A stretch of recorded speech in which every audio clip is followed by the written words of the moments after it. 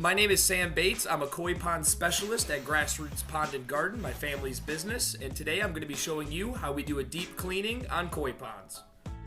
Koi ponds can get pretty dirty, and this is for a number of different reasons. One of which, at least here in Michigan where we are from, we have a lot of deciduous trees that drop leaves into the pond. They then break down. That organic matter can turn the water either brown or sometimes it helps make it green. This one over here is what we call carpet algae.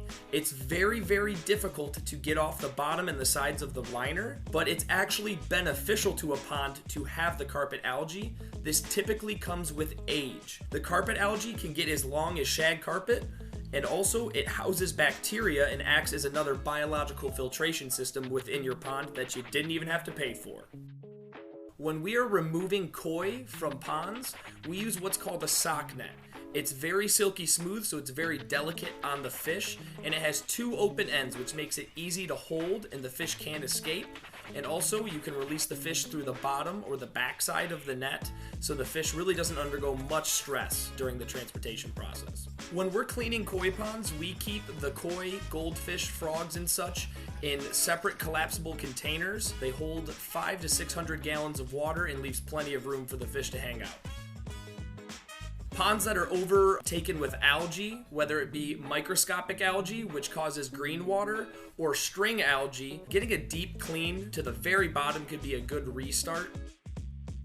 This pond here represents what we typically will find when it comes springtime and time to open up a koi pond. The water is green. That is the suspended algae, the ammonia breakdown from any organic matter, whether that be, sadly, maybe a fish that passed away, or it can be tannins in the water, which leach from leaves, pine cones, sticks, anything like that. And these things should be cleaned out really once a year.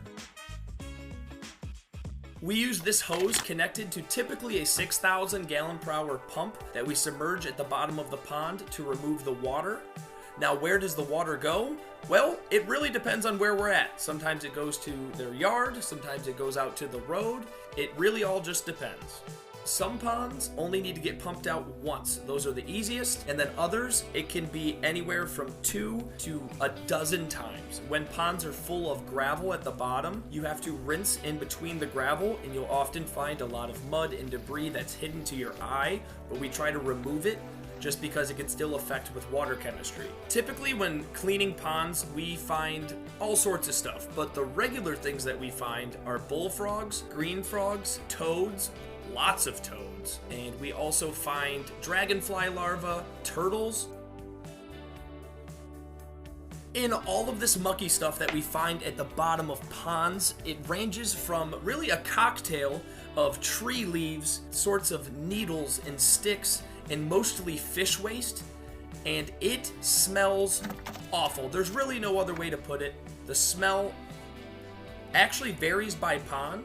Some barely smell, and then some make you just want to run away, but you have to go through it and you have to get it out.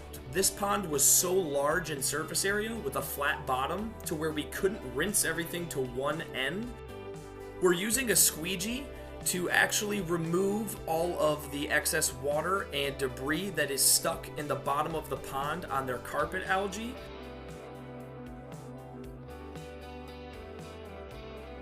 The rock, the liner can be covered in string algae. If your lawnmower is aiming in the wrong direction and it's kicking grass clippings into the pond, or sometimes even sprays like herbicides or pesticides can raise the ammonia levels in the pond, and that can cause just a whole world of issues, causing algae and even killing some of the pets within the system. So you get as close as you can with the right bit on the power washer and you remove the algae, then you rinse it to the bottom. And then we use a shop vac to clean up all of the sludge and nasty stuff that we left at the bottom, as well as vacuuming out the skimmers and the filters.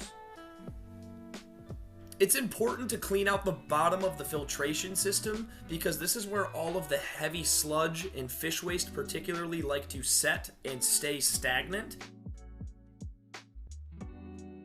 When refilling ponds after a deep cleaning, We typically just use the client's garden hose, and we will run it until we have enough water for the fish to be released. We add dechlorinator, usually right at the beginning, and we will aerate the pond to ensure that the dechlorinator has went thoroughly through the existing water before we release the fish. We make sure that the water is splashing into the pond, opposed to just filling from the bottom and staying fairly stagnant. Creating those bubbles helps push that chlorine out of the system and gas off to make it healthy for the fish. This bag of what looks to be dirty water is actually beneficial bacteria that helps break down fish waste and helps with pond clarity throughout the season.